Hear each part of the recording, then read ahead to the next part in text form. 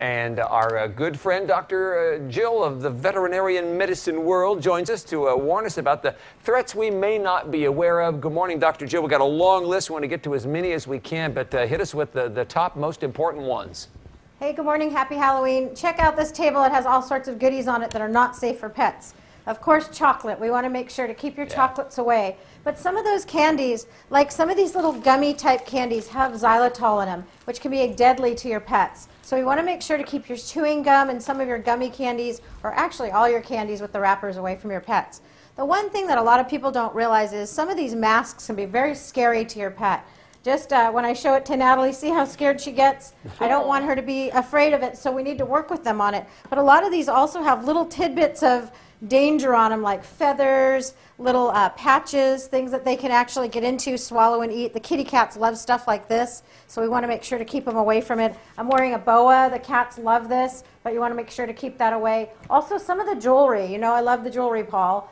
But some of the rhinestones fall off, and they can get ingested by your pet as well, or some of the little things that are adhered to jewelry. This is like a little fake cigarette butt, believe it or not, and it moves. So we want to make sure to keep jewelry, Halloween attire away. Things that light up like this. This is perfect for kitties. They like to play with it. I want to remind you to put your black kitties and all your kitties in too for the night. And then also the other thing that I want to mention are glow sticks. A lot of kids have glow sticks. Yeah. And you know, even though they say that they're not toxic, they can make your pet very sick. They can cause vomiting and diarrhea. So keep the glow sticks away.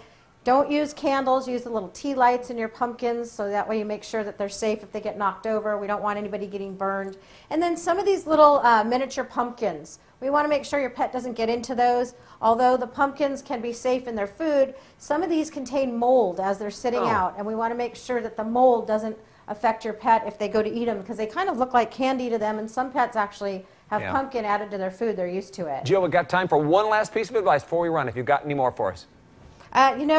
Costumes. Check out Jiva in her costume, and Natalie, I think these are great because they're so much easier, but these, again, make sure that they can't chew off little bits and pieces.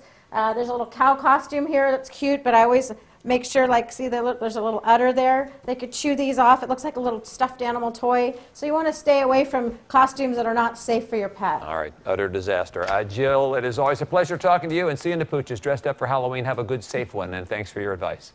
Thank you. You bet. If you want to schedule an appointment with Dr. Jill, check out her website, drjill.com, or give her a call. The number's there on your screen, 916-989-0738. She had some good pointers about costumes. Adam,